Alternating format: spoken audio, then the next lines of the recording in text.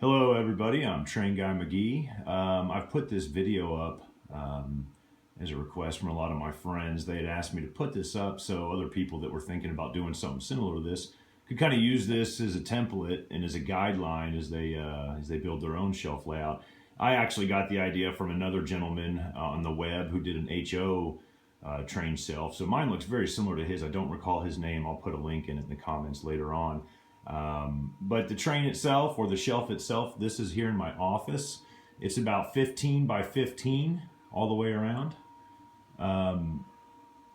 The shelf itself is exactly 12 inches below the ceiling, from the top of the shelf to the ceiling.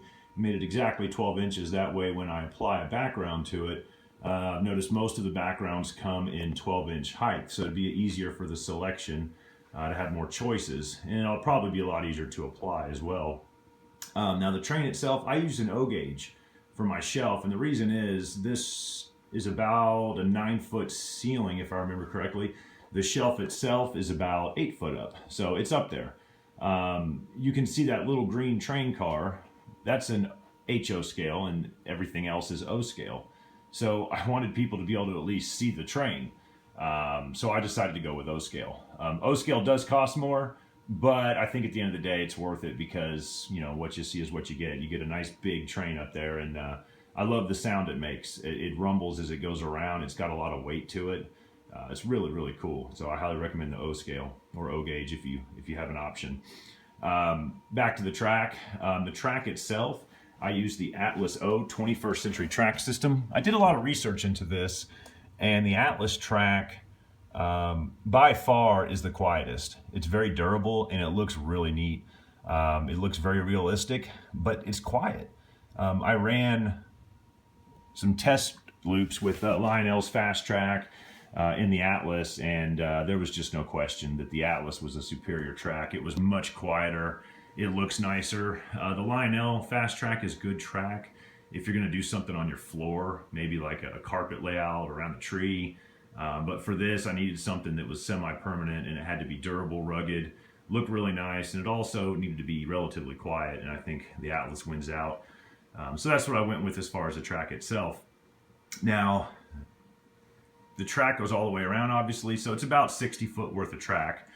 Right here, the corner pieces, these are 072 curves. I actually cut these out of MDH. So what I did was I put the corners down on the flat piece of wood. It's 4x8 sheet, I believe it's called MDH, and I used a jigsaw and just cut it out, and obviously I had to do it 4 times. This stuff comes already primed, so you can just paint over it. It's very sturdy, very, very sturdy, which is why I used it, because there's a lot of overhang here. These tie into the studs of the wall. I've got some L brackets hidden behind these crown molding pieces, but you can see this is a pretty big piece of wood. From the corner all the way to about here, you're talking, it's probably about 24 inches, roughly. I haven't actually measured it, but I needed something sturdy that wasn't going to wobble, you know, under the weight of the train. And there's no weight, there's no wobbling. It's very, very sturdy. So quite impressed with it. I stacked cinder blocks on top of all this stuff just to make sure it was going to hold. You could probably put a 10-year-old up there and it'd probably still hold. So it's very, very durable. Goes all the way around. Like I said, I used the MDH product. For the straightaways, I used a 6-inch wide piece. They actually come pre-cut. I believe I got those at Home Depot. They came pre-cut 6 inches, and it's all 1 inch thick. So it's very sturdy, very durable stuff. I don't have to worry about it warping down the road as it's indoors here. And then, of course, what I did to support everything, as I mentioned earlier, I used L brackets. You could pick these up at any hardware store. I actually ended up using the 3-inch L brackets all the way around, and I've got about 5 of them for each wall. So roughly every 3 feet, I've got a 3-inch L bracket. So I installed those. Most of them are installed directly into the studs for added stability. And then I put the crown molding up on top of it. Now, once the crown molding goes up, you know, you do your painting and you get everything fixed up and you're good to go. I am an amateur carpenter. I've never done anything like this before. I've still got to do a little bit of touch up with the paint. It's the holidays, so whenever I get around, I'll get that done. Like I said, just got to do a little bit of touch out, but it turned out pretty darn nice for my first attempt at ever doing any kind of a DIY project, and being new to trains and carpentry, I think it turned out pretty well. I'm going to go ahead and fire this train up here just to kind of give you an idea of what it looks like as it's going around.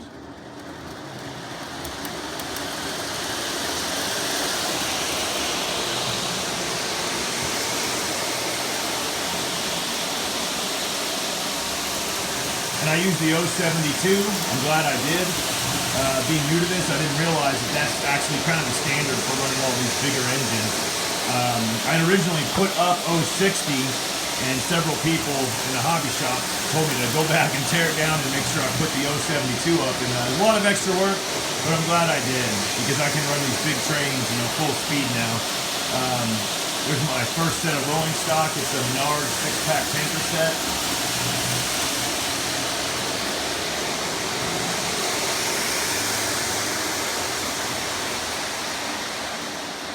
So yeah, there's my train shelf. Actually, it took me about 3 weeks to do it because I've got a toddler. So, you know, I only got to work on it an hour here, hour there.